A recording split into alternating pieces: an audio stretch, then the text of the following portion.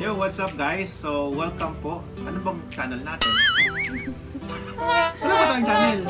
Kailangan pa rin mag-channel. Hindi, saan ko ito i-upload? Eh di sa vlog mo. Saan ko ba ito? Unboxing DJI version 4. Yo, what's up guys? And welcome to my channel, Alfred Watermax. And today's vlogs is i-unbox namin ang DJI OM4. So, first look, I don't know kung ano yung mga features ito, but we have to discover it na sabay-sabay tayo. Let's go!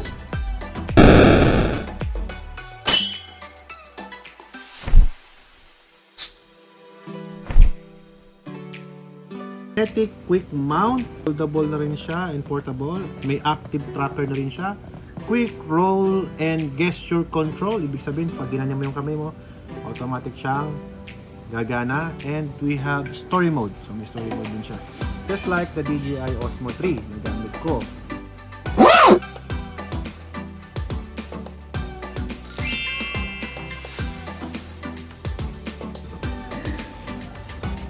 Wow, ang ganda.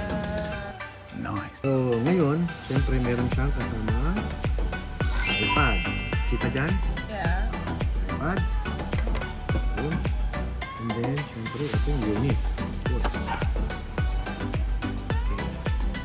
Paano ito? I-click mo lang. Yun. And then that's it. Kabitin natin din sa iPad. Oo nga, handy siya. Mabibit-bit mo siya pagka nag-ride tayo. Tapos, ito yung kanyang magnetic na nilalagay sa cellphone. Ito. Yun. Ay, ang galing nga. Kapit na siya. Nakuha ba? So, ito naman yung isa pa. Nakuha ba ta? Kasama na. Yo! Sabay. Nakuha ba? Dito mataas ah. Sabay. Sorry.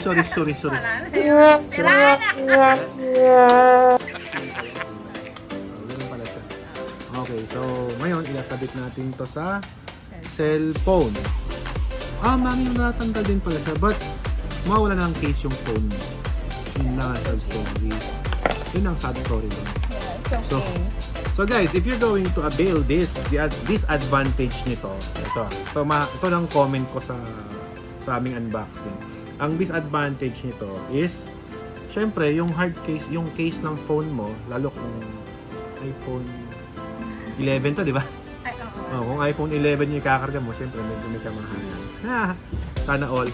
Ngayon, hindi mo siya malagyan ito kasi kakabit mo na to your travel. Okay.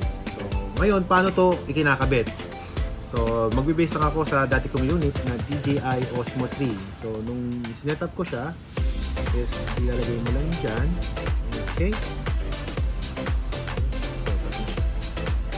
ano to? Sandali. Ang spacer siya, riser pad. May riser pad pala. Riser pad for small phones. Maliit na sukat. Yan yung maliit na sukat. Na iPhone 7, iPhone 8, or SE2, Samsung S8, and etc. So, this time, we're not going to use the small unit of iPhone. Ito gagamitin natin. So, hindi na kailangan ito ikabit. Meron naman sa instructions kung saan nakalagay doon saan ang front ng camera. So, here's my camera. So, nakalagay din siya dapat doon sa harap ng camera. Ikabit natin, guys. Pag ganito siya. Okay. Ito yung camera. Ito yung sign. Ayun. Perfect. Yun. Testing. Hindi na babalik sabihin, align na siya. Now, let's turn it on. So, paano to ino-on? Meron siyang button dito. I-on mo lang. Let's go. Let's tumatayo. Tada! Galing! Now, meron din siyang applications na kung saan ita-download mo. May DJI app na ba ito? Wala pa. So, yung sa nagtatanong, anong app store ang kailangan mo? Punta ka dito. Oops, ano ito? Okay, tapos search mo yung DJI OM4.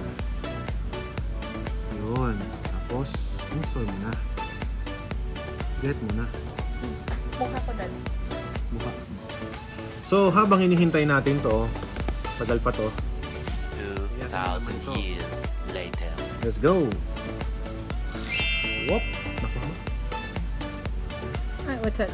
Extra case? Spare. Oh, may case. Yeah. May case siya.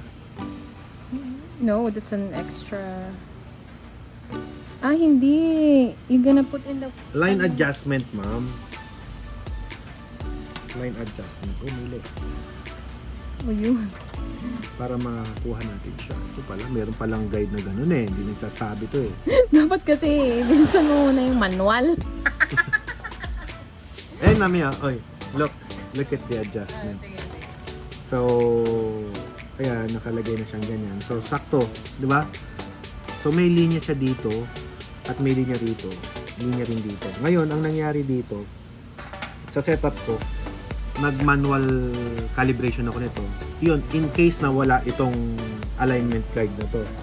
So, just in case. Pero kita mo, saktong-sakto siya, mami, nung nilagay ko dyan. In case, diba? At least meron kayong basis kung paano yung manual kung sakaling hindi mo dala tong align guide na to. Siguro di mo na magagamit to once na once na marunong ka na mag-manual align, diba? Hindi mo siya magagamit. So ito yung purpose niya. Okay? Tignan natin kung baka may pre-case to eh. Pakita natin lahat ng laman. So meron siyang libre nito. Tapos saka yung adjustment guide. So meron siyang wide, meron din siyang tight. Ito yung control. Gusto mong mag-wide or mag-tight ng kuha, pwede. But, another segment na yun. Ngayon, ito naman, kapag nakita mo tong button na to, kapag dinouble click mo to, mag-recenter siya. See? Ayan, wala ka center ha. Wala ka center. Double click. Yun, mag-recenter siya. Ayan. Check na din sa center. Double click. 1, 2. Yun, mag-recenter siya ng automatic. So, yun. Tapos kapag naman gusto mong mag-front camera siya, tatlong click. 1, 2, 3. Magpo-front cam yan. And then 1, 2, 3. Magba-back camera yan. So, ganun siya gumagana itong DJI OM4. Napakaganda. Yan. Ganda oh. Sulit. Turn your cellphone into machine. Yan. Ganda. Alright. So, hanggang dito lang muna ang aking vlog for today. Thank you for watching.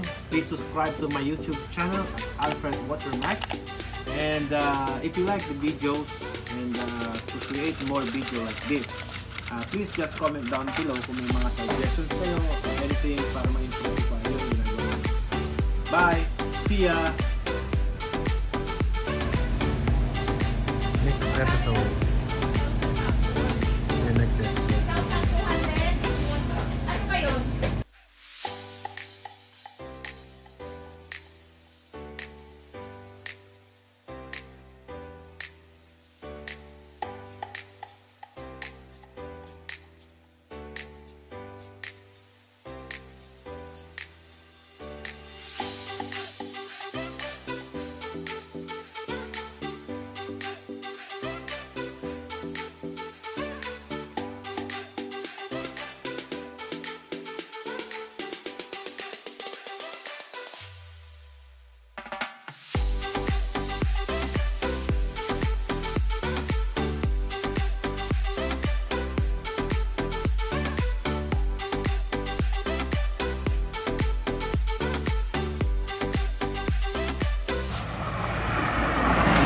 Ayan po, mayroon po tayong ganadong mag-video.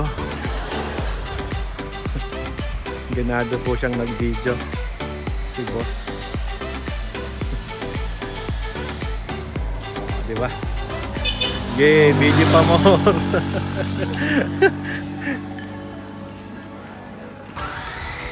Mag-video kami dalawa. Ayun na po, dalawa na po kaming vlogger. So, welcome to Water Max.